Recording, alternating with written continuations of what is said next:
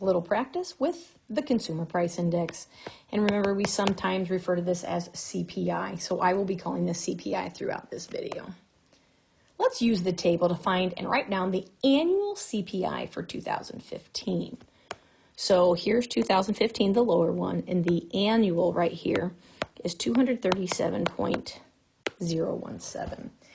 Now, what does this mean? Well, in the year, so we're talking about 2015. So in 2015, the comparative basket, we're just going to call it the goods, the comparative basket of goods and services that are compared to calculate the Consumer Price Index, that means it averaged roughly $237.02 for the year. Okay, so thinking back on the Consumer Price Index, so there's this basket of goods and services that is consistently each month. They look at this basket and they calculate the prices. So how much would that basket cost this month? How much would that basket cost next month?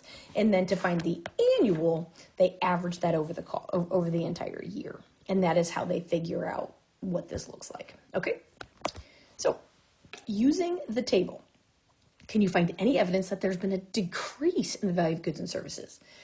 So generally we think of the CPI kind of showing inflation where prices are continually going up, which is sad but true. So would we like things to go down? I mean, selfishly, yes, because when things get cheaper, that makes it a little bit nicer, so, at least for my pocketbook, right? So are there any times where it actually does go down?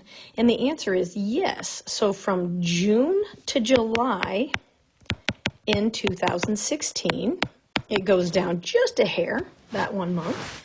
And then when you're looking at 2015, from August all the way to December. So August to December of 2015, it decreases a little bit each month. And you can see here from, September to October, not a big difference, just a little over a tenth, but still a decrease. So yeah, that does happen. Number 3, the median value of houses sold in the state of Indiana of 2011 was approximately $130,000. What was the comparable median house value in 1995? We'll assume here that the housing market followed inflation because we all know that it doesn't always, but that's okay. So we're going to compare 1995 to 2011. Now remember, when you're setting up proportions, there are multiple ways to set these up correctly, but I'm going to put, that's not what I wanted to write. I'm going to put the dollar amounts on the top and the CPI in the bottom. So I like to, label my proportions just to make sure I'm not really messing anything up here. So 2011, the price was $130,000.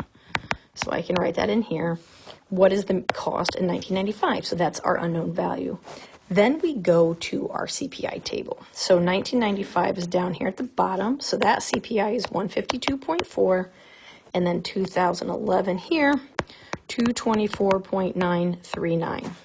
So to solve this, I'm going to cross multiply.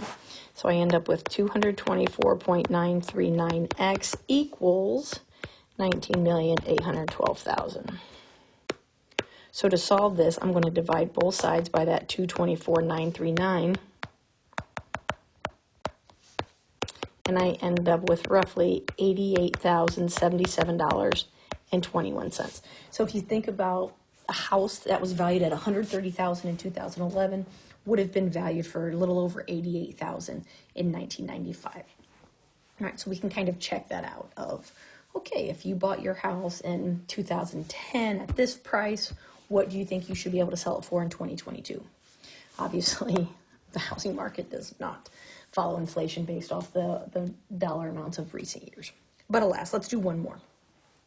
If a house in the burbs of Indianapolis was worth $77,500 in 1986, what would that equate to in August 2017 dollars? Okay. Now, unfortunately, we're going to have to just change this, and we're just going to say in 2017 because I have an annual table here and not a monthly. So I apologize for that.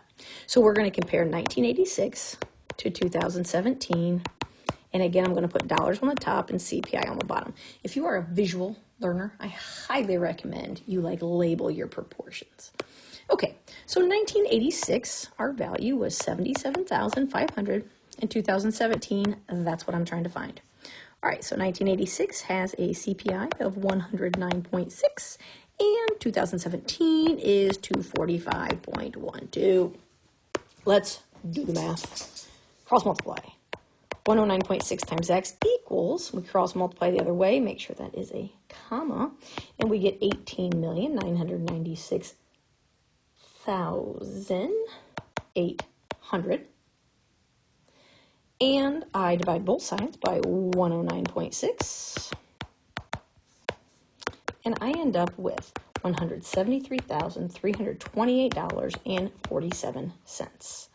So thinking about this is the house. So you bought it 1986 for $77,500.